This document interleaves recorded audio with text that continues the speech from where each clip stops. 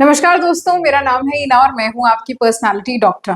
तो आज मैं आ गई हूं आपके साथ HCL टेक्नोलॉजीज के बारे में चीजें डिस्कस करने के लिए। सबसे पहले हम बात करने वाले हैं कि इसका पूरा रिक्रूटमेंट प्रोसेस क्या होता है, कैसे अगर आप एक फ्रेशर हैं तो इसमें रिक्रूट हो सकते हैं और एक्सपीरियंस है तो क्या क्या चेंजेस आ सकते हैं।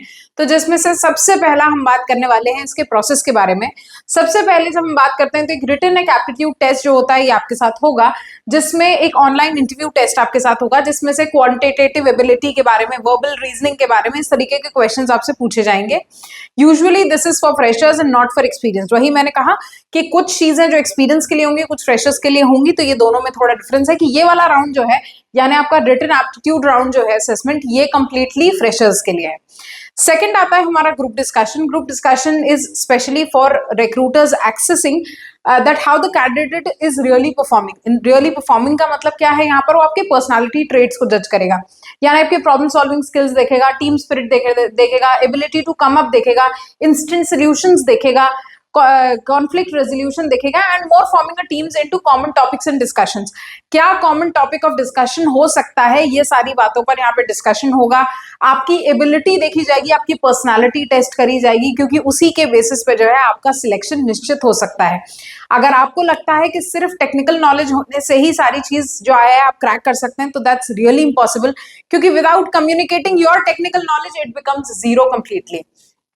इसके बाद आ जाते हैं हम हमारे एक्चुअल टेक्निकल इंटरव्यू पे।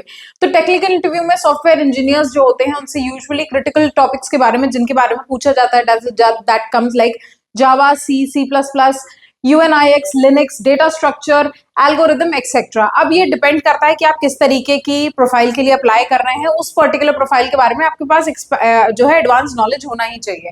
Experience individual should be prepared for the questions from the past experience based on the resumes. Obviously अगर आपने इससे पहले किसी भी तरह के सॉफ्टवेयर पे काम किया है, किसी भी तरह की लैंग्वेज पे आपने काम किया है, तो उससे रिलेटेड क्वेश्चंस भी आपसे पूछे जाते हैं। तो इस बात का खास ध्यान रखिएगा कि अगर आप टेक्निकल राउंड की तरफ जाते हैं और आप ये देखते हैं कि भाई किस तरीके से आपसे सवाल पूछे जाएंगे, तो ये मैंने यहाँ पर आपको कुछ तो दे दिए। बट अगर if you're an experience person, तो आपके रिज्यूमे को खोल के जो है अच्छे तरीके से जो है उसको रोस्ट करा जाएगा, उससे क्वेश्चंस पूछे जाएंगे। अगर आपने पाइथन में काम किया तो पाइथन रिलेटेड क्वेश्चंस पूछे जाएंगे, जावा में काम किया तो जावा रिलेटेड क्वेश्चंस जरूर पूछे जाएंगे। इसलिए मेक श्योर कि अपना फेक रिज्यूमे बिल्कुल ना बनाएं। कोई भी ऐसी चीज अपने रिज्यूमे में ना डालें जिससे जो है सामने वाला जो है आप पे ज्यादा शक करेगा, क्योंकि if you really lie in the first interview then you've ruined your image for the rest of the time.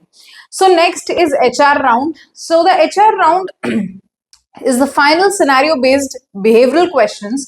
The recruiter evaluates the candidates interest in joining the organization and personal goals and ambitions. एक बात आपको बता दूं कि अगर आप HR round तक पहुंच जाते हैं तो आप ये समझिए कि आपने यहाँ तक 4 राउंड ऑलरेडी क्रैक कर लिए हैं।